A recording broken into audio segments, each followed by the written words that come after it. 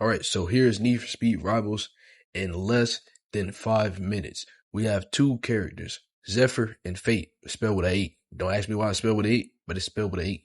And it's called Fate, but it's not Fate, like Type Moon Fate. Anyways, so, as we know it, they are both rivals. Well, to start off the story, they're actually not rivals. One's just a street racer and all that, and the other one's just a cop. And so as we know it, one's a cop, he's doing his cop things, busting out street racers after the world that they live in somehow is having a bad problem with a whole bunch of street racers. Not world-ending threats, not people stealing, no actual attacks, just street racers for some reason. And somehow that's caused them to create this ultimate police stop force to basically put them down in the ground. We're talking undercover cops with the most expensive vehicles possible and all of that type of stuff. On the other hand, we have Zephyr here, and Zephyr's like, yeah, nah, none of my watch. And like a Sasuke Uchiha voice, because, you know, he's voiced by Yuri Lowenthal, the GOAT. But basically,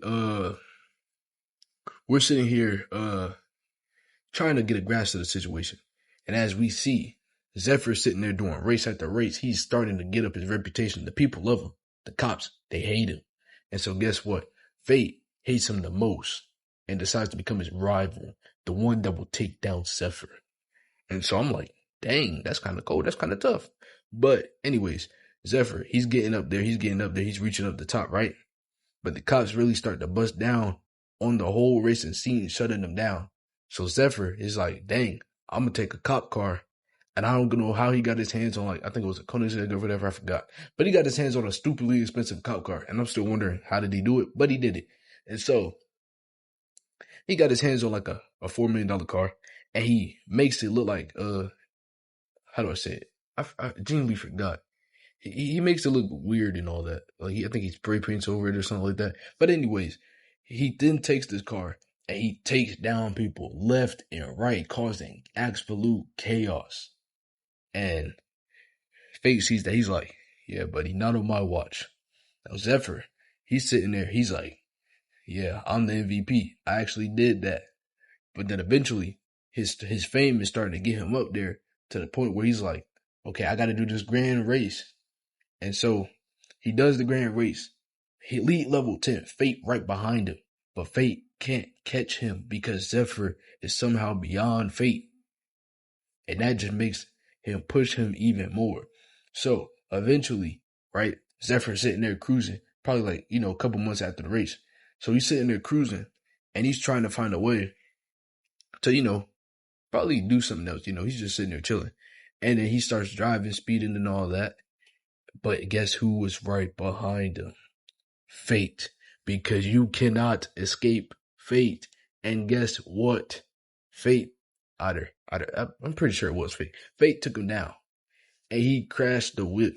Now, given how the plot line is, there's two different ideas behind what happened. The first idea is that Zephyr is dead. Yeah, that's literally what the idea is, that once he got into that crash, he died. Now, the second idea is that he actually survived and somehow either escaped or he just actually got caught, which would actually be kind of lame, I'm not gonna lie. So, let's go with the actual first one. Zephyr died. Now, Fate, as you know it, was a rival to the And now, as we know, through the police force, Fate and like several other cops who were in the high end of the police force were former racers themselves. So Fate no longer has his rival. So he's sitting there busting people left and right because they're weakling, bro. They're easy cannon fodder. And so he's like, dang, I'm kind of getting bored of this police stuff. And you know what Fate does? He becomes Zephyr. Basically, he becomes the next racer himself. That is exactly how it went down. He became the next racer himself. I don't know why he did it, but he did it. And of course, since he has no rivals, he became unstoppable in basically both categories. And that's totally 100% without you having to search up how the story went down. You don't need to ask anybody else how the story went down. You're going to take this information and you're going to understand that is totally what happened in the plot line. So, basically, that's really about it. Like, there wasn't too much into the story. But as we know it, Sasuke Uchiha, but Zephyr got wiped out of the map, and Fate took his place.